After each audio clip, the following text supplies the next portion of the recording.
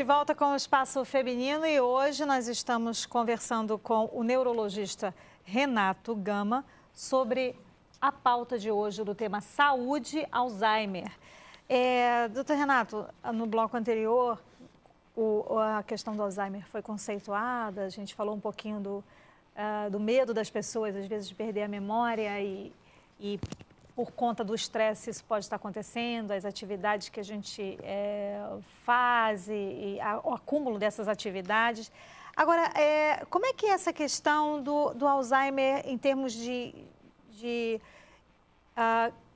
hereditariedade, né? A família, no bloco anterior você terminou assim, né? Alguém que teve pais com Alzheimer, ou um deles, né? Já ficar atento, preocupado por conta de uma questão de perder um parente com essa situação. Como é que fica isso? Nós sabemos que existe uma tendência familiar. Não podemos dizer assim que toda pessoa que tem pai ou mãe com Alzheimer obrigatoriamente terá Alzheimer. Existe uma tendência familiar. Mas existem alguns fatores que podem proteger as pessoas de receber essa herança dos pais. Um deles é a alta escolaridade.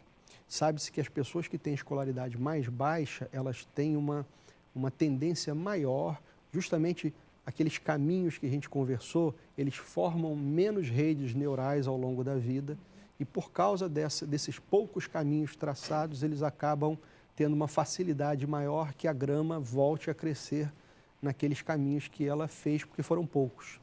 Então, sabe-se que altos níveis acadêmicos, pessoas que estudam bastante, que mantêm a leitura, mantêm a atividade mental de uma maneira geral, elas têm um efeito protetivo, né? E existem outras coisas. Hoje em dia existe, inclusive, na Universidade Federal do Rio de Janeiro, uma linha de pesquisa específica em atividade física como fator preventivo e atenuador dos sintomas do Alzheimer. Então, é um grupo de educadores físicos que trabalham só com pacientes com Alzheimer. Então, a gente sempre vai por vários caminhos e fala sobre várias doenças e acabamos sempre caindo na mesma questão. A alimentação saudável, a atividade física, os bons hábitos de lazer, os bons hábitos de convívio social, eles têm um efeito preventivo em muitas doenças, às vezes doenças que nós não temos ideia de que acabam se beneficiando desses bons hábitos de vida. Então, assim, nós podemos entender que algumas atitudes e algumas mudanças no estilo de vida podem ajudar bastante com relação à proteção, à prevenção do Alzheimer. Sim, com prevenção do Alzheimer e das doenças como um todo. Doenças, enfim.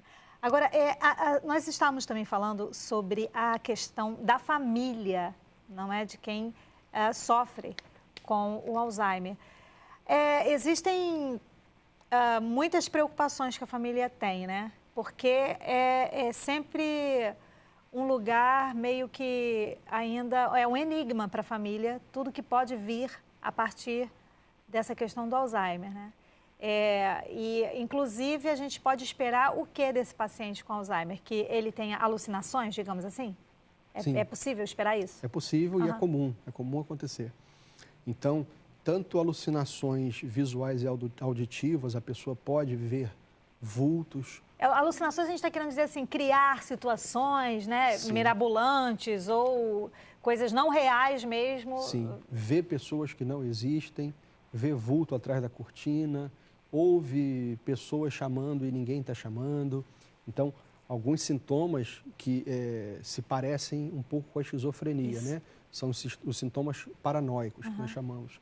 Então, é possível que eles aconteçam, é possível que aconteça também uma ideação paranoide no sentido de ideia de perseguição, ideia de estar sendo lesado, de estar sendo roubado.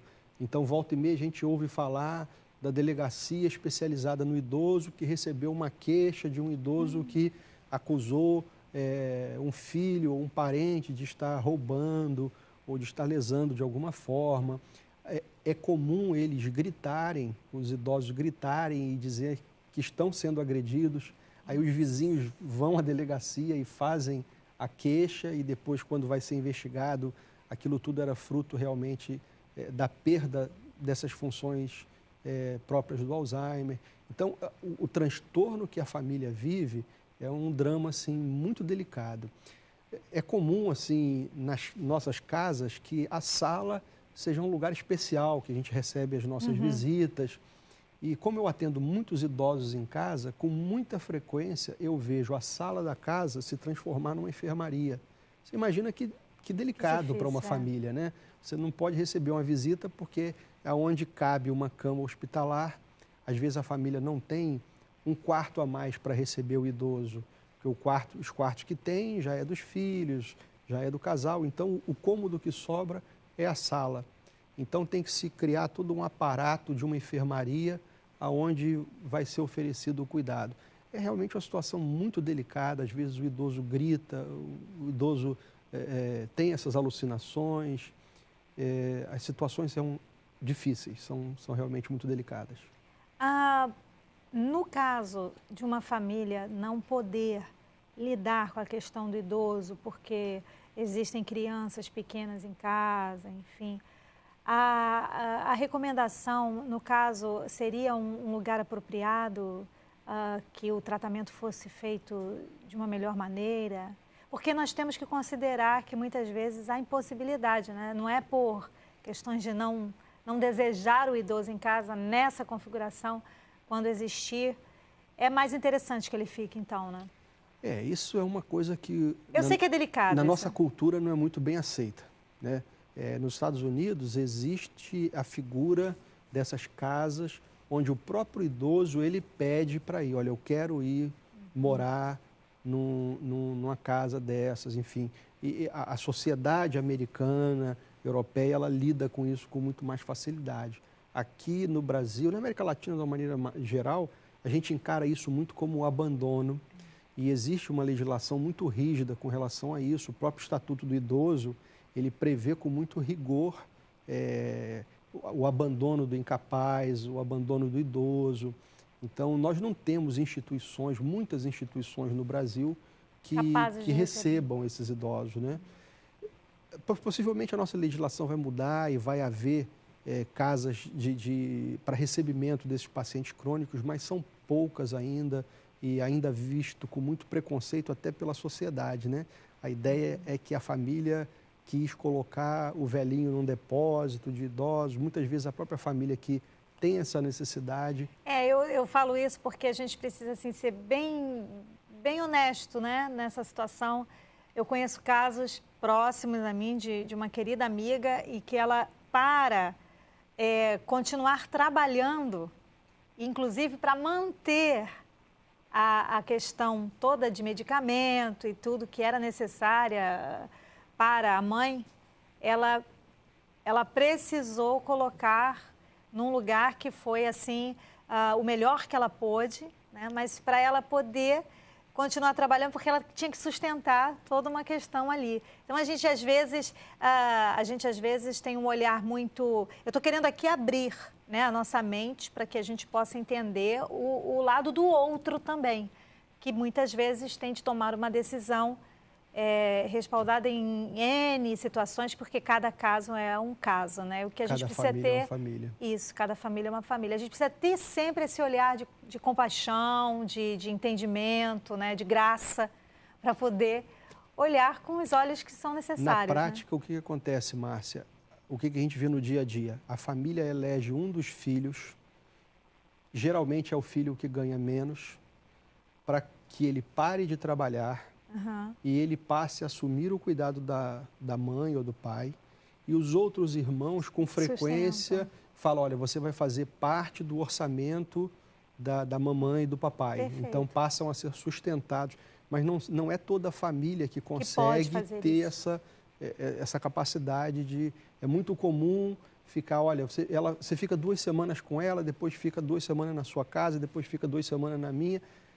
É comum haver configurações diversificadas. Distintas, né? E nós não temos no Brasil ainda um planejamento para um benefício previdenciário para que a pessoa que deixa de trabalhar para cuidar de um idoso tenha uma renda consistente. Então, isso é uma coisa ainda muito inicial no Brasil. previu-se uma aposentadoria para quem fica doente, mas quem precisa deixar de trabalhar para cuidar de um idoso, ainda não tem ainda uma estrutura de previdência para poder sustentar essa família, sustentar esse cuidador. Então, muitas vezes a situação é muito delicada. Bom, nós vamos agora fazer uma pausa nessa nossa conversa, nosso diálogo, e eu só quero terminar essa parte aqui da nossa conversa pedindo a você o seguinte, que se você precisa de ajuda, não fique só ruminando o problema, busque ajuda. Vá ao neurologista, ao médico, converse com pessoas apropriadas, profissionais, busque se orientar, se munir de informações para que você tome a decisão correta, certa. É mais ou menos por aí. Nós vamos agora a uma dica. Está cada vez mais difícil manter a calma? Todo mundo vive dizendo que você é uma pessoa ansiosa? A ansiedade provoca uma bagunça nas emoções e, de quebra, ainda reflete na saúde. Mas existem tratamentos e terapias para controlar a ansiedade. Mas sabia que a alimentação também pode ajudar a domar este furacão interno? Conheça nesta dica alguns alimentos campeões para aquietar a mente. Frutas cítricas, como laranja e limão. Estudos comprovam que a vitamina C presente nas frutas cítricas diminui a secreção de cortisol, hormônio liberado pela glândula adrenal em resposta aos estresses e à ansiedade e responsável por transmitir a notícia de estresse para todas as partes do corpo. Seu consumo promove o bom funcionamento do sistema nervoso e aumenta a sensação de bem-estar. Outra boa opção é a banana. Um estudo feito por pesquisadores do Instituto de Pesquisas de Alimentos e Nutrição das Filipinas comprovou que esta fruta ajuda no combate à depressão e alivia os sintomas da ansiedade. Não esqueça que seu corpo será o que você come. Esta é uma dica do Espaço Feminino. Voltando aqui com o Dr. Renato Gama, neurologista, com uma pauta hoje é Alzheimer. Nos blocos anteriores e no decorrer do programa, nós falamos muito sobre a situação, né, da doença, a questão familiar. Mas e quanto ao tratamento do Alzheimer, doutor? Nós não temos um tratamento curativo hoje. A expectativa está nas células-tronco e nós temos muita esperança de que possamos devolver células que podem se transformar em células de memória quando chegarem naquela região e elas possam assumir essa função. Hoje o que nós temos são medicamentos que fazem com que as células que ainda estão vivas aumentem a produção da química da memória, que é a acetilcolina, para que, mesmo havendo menos células, a gente tenha mais substância e elas possam suprir a necessidade daquelas que acabaram morrendo. Isso nos traz alguma melhora, uma melhora parcial, uma melhora temporária, e a qualidade de vida do idoso pode ser melhorada por algum tempo. É o que nós temos hoje como proposta de tratamento. Agora, mais importante do que só o remédio, Márcia, eu acho que essa é uma mensagem que, se a gente pudesse deixar como final, é que nós baseamos a nossa medicina muito em termos de medicamentos. E o que esse paciente mais precisa é de cuidados.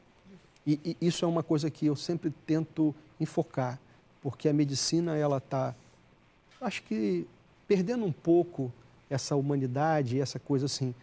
O remédio não é a única coisa que o paciente precisa. O cuidado é muito importante.